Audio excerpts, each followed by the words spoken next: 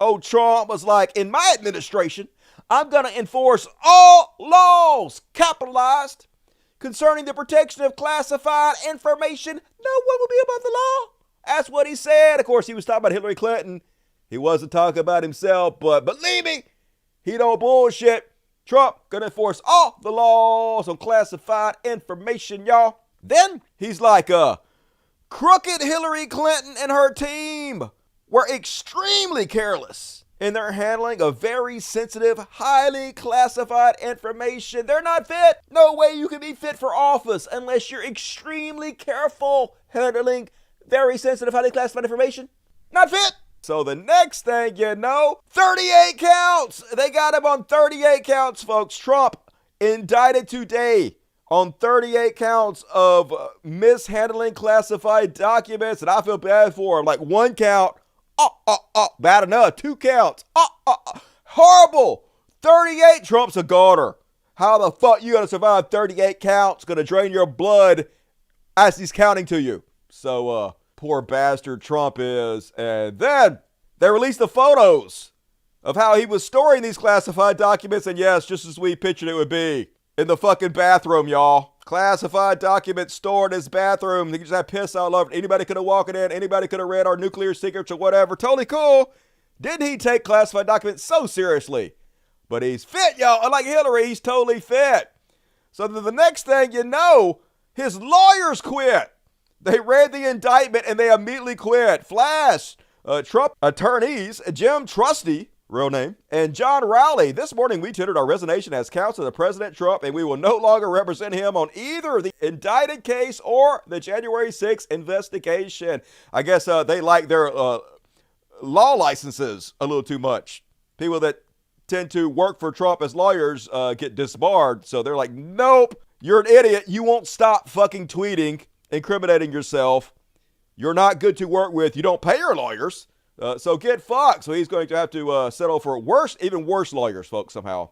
So the next thing you know, folks, and this is not doctored, he went out and gave a press conference, and it looks like he has been crying his eyes out. Not shitting you. Not just extreme carelessness with classified material, which is still totally disqualifying. This is calculated, deliberate, premeditated misconduct, followed by a cover-up that included false statements and lies to Congress, the media, and the American people. Looks like he's been crying, folks. Seems bad. Seems real bad. Geniuses over at Fox News are like, hey, I bet Trump will just run on the fact that he's a giant criminal and he's just going to pardon himself for all his crimes. Won't everybody run out and vote for him because we're so concerned that he might get in trouble about the crimes he committed? Winning political strategy right here, folks. But as with many of these cases, Jesse, it comes down to timing. They don't have a lot of runway before the presidential election. And the court's going to be in a tough position how to deal with this criminal case when you have the leading candidate for president who wants to be campaigning. Then there's the final issue here, which is going to get really wicked. And that is, Trump could run on pardoning himself.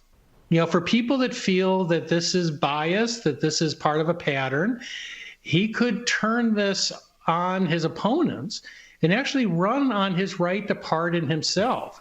So if he's elected, even if he's convicted, he could pardon himself, or he can do so before a trial occurs. Yeah, the good old pocket pardon. Yeah, super cool. That'll put a lot of people in the voting booth. Please help me pardon myself for my crimes. I'm such a horrible piece of shit. Please let me represent the United States, your president, so I get away with my crimes. And he ain't the only one claiming this is a great idea. It won't matter. There's nothing in the Constitution that says he can't be president from inside prison. And then once he gets there, well, he can pardon himself. Just such a joke party. Not trying to distance himself from Trump at all. Just, yeah, let this criminal run the whole country from prison and pardon himself of his own crimes. Nice, nice, Republicans. Holy God, how is this real life? This is so fucking amazing. So then, of course, as you would imagine, his sycophants, his right-wing cult of terrorists that he has developed, immediately went public to threaten violence. They're so pathetic. Look at these old, doughy gravy seals pretending they're so tough. Here they are calling for generals just to rise up and start murdering people, like patriots. If I were the commandant of the Marine Corps, okay, what I would do is order every single Marine assigned to the Marine Corps barracks to go grab freaking Biden, throw him in freaking zip ties into the back of a freaking pickup truck. Okay, but he is the commander-in-chief. He's literally their boss. So that's sort of against the rules a little bit. But yeah, if I was commander of the military, I would just commit treason. I would just risk everything and demand my soldiers go follow my orders instead of what the president wants them to do. I'm sure that'll go well. You wouldn't do that. These guys are so ridiculously phony. No, you fucking wouldn't. Do something then. You're a able-bodied man. Do something. You ain't gonna fucking do shit but whine about it, bitch. Okay, and get them out of the White House. I would order that right now.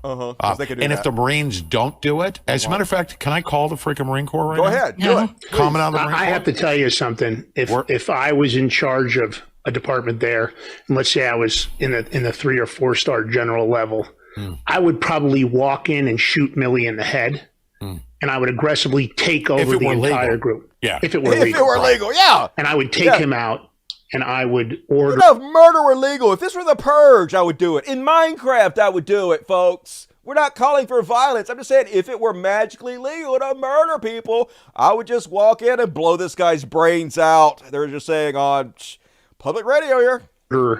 An absolute. Say that again, I would have my Nathan. hit list. Yeah. I'd have a hit list ready, and I would make them go after everybody that was on the list. The 50, the dirty 51, Schiff, Pelosi, Schumer. Literally nobody would be left when I got done. I would snatch them all. Yeah, it's the night of the knives. Let's just go murder everybody. Hey, Pelosi's not even in there anymore, but let's kill her too.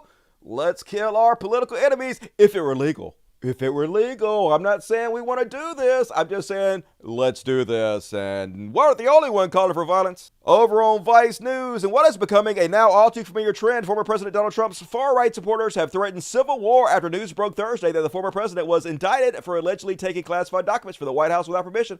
We need to start killing these traitorous fuckstains, wrote one Trump supporter on the Donald, a rabidly pro-Trump message board that played the key role in planning the January 6 attacks on the Capitol. And another user added, it's not going to stop until bodies start stacking up. We are not civilly represented anymore, and they'll come for us next. Some of us, they already have. Super cool. Then, over on Patriots.win, they're like, I don't care if he did everything the left accuses him of. I don't care if he raped, killed, or stole classified documents.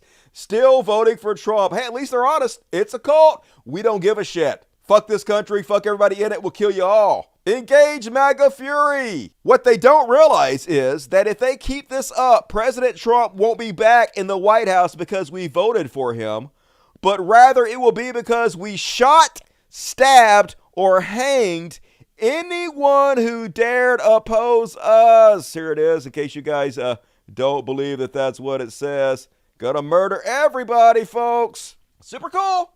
The Party of Peace, definitely. They are not terrorists in any way, are they? Literally, directly calling for violence, folks. That's what they want to happen. And then when it happens, they'll be like, Antifa did it. It was Antifa. It was the FBI. They did it. It's a psyop. We had nothing to do with it. You know what's going to happen. Tim Pool going to be out there accusing everybody else except for the people that did it. Representative Andy Biggs, we have now reached a war phase. Eye for an eye. Totally cool. Conservatives outright calling for terrorism. Rapey Mike Sinovich says, this is the JFK assassination all over again. That's right. Isn't this the same as the president being murdered? It's not.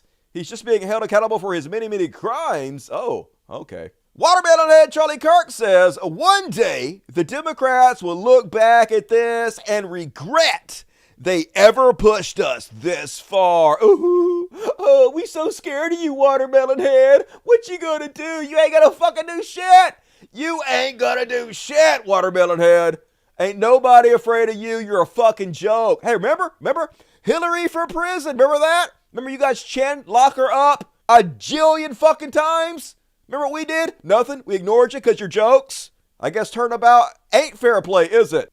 And then Kevin Sorbo, He liked leaders who have their political opponents arrested. It's Stalin, Hitler, Mao, and Biden. That's right. Only Nazis call to have their politically opponents arrested.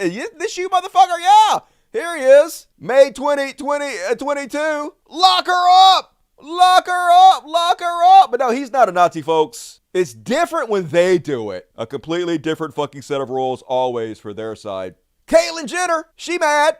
A very dark day in our country. It's so dark. Oh my God, powerful people are being held accountable for their crimes. So horrible. Over on Fox News, they just up in arms, y'all. Pearls clutched so tightly. This is the worst thing that's ever happened. You know who's really the victim here? George Washington, Jefferson, Hamilton, Adams, our founding fathers. It's like they've dug them up and kicked them in the nutsack.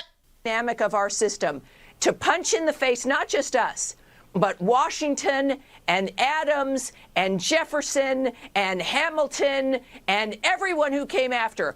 Lincoln, everyone who died on the field at Gettysburg to save this nation. Oh my God. That is who is being punched in the face right now. Right?